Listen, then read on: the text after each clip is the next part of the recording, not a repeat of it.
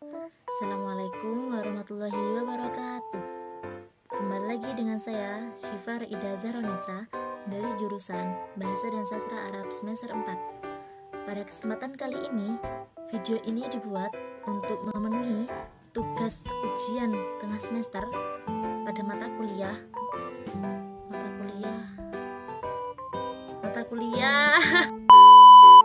pada mata kuliah Fiqih Lughah Aswan Ustadzah Asna Andriani. Oke, mari kita simak penjelasan berikut ini. Oke, langsung saja. Soal nomor 1 yakni, mengapa bahasa Arab termasuk pada rumpun bahasa Semit? Jelaskan. Nah, jawabannya, bahasa Semit merupakan sebuah kelompok bahasa yang dipertuturkan lebih dari 200 juta jiwa, terutama di Timur Tengah, Afrika Utara, dan Afrika Timur. Sedangkan Arab sendiri termasuk dalam Timur Tengah. Ada yang mengatakan bahasa Arab sebagai bahasa yang paling dekat dengan Semit.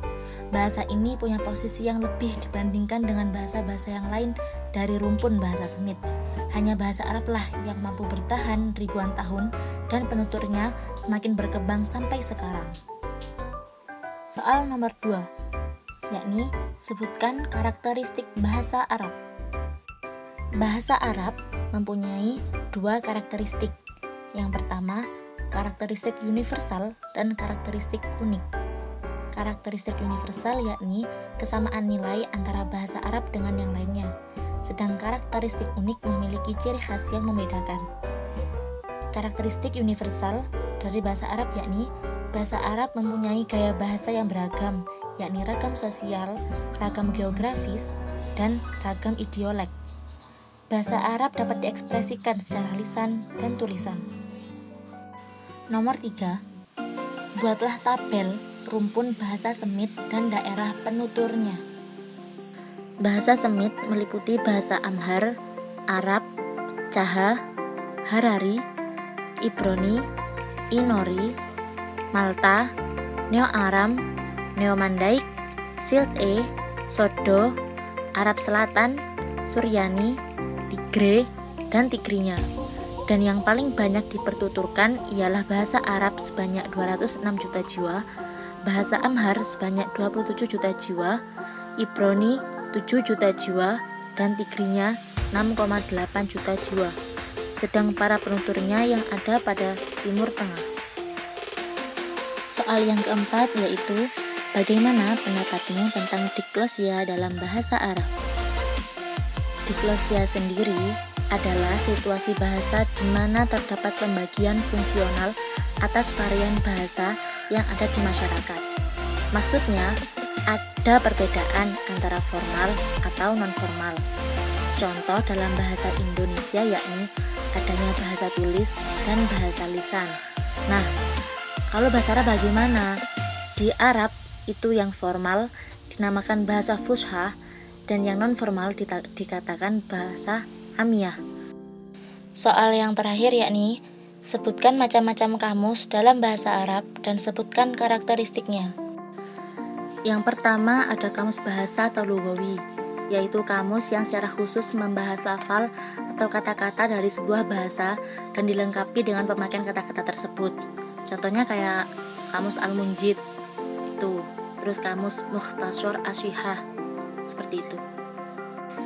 Yang kedua, yaitu ada kamus terjemah, disebut juga dengan kamus masdujah atau campuran, atau kamus bilingual yang memadukan dua bahasa untuk menentukan titik temu makna dari kosakata. Jadi kayak kamus terjemah itu berisi kata-kata asing, terus dijelaskan satu persatu dengan mencari padanan makna yang disesuaikan, seperti itu. Yang ketiga ada kamus tematik atau disebut juga maudhu'i, atau bisa disebut juga dengan kamus maknawi, karena kata-kata yang terhimpun di dalam kamus disusun secara tematik berdasarkan topik-topik tertentu yang memiliki makna sebidang.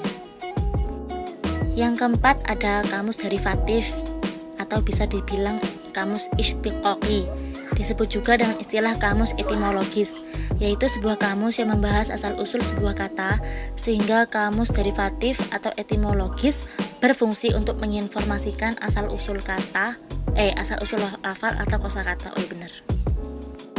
Yang kelima yakni ada kamus evolutif atau tatawuri, adalah kamus yang lebih memprioritaskan sejarah perkembangan makna dari sebuah kata dan bukan lafalnya.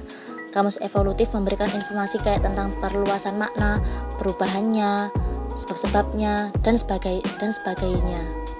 Jadi kayak kalau dalam saat ini tuh seperti ensiklopedia kayak gitu.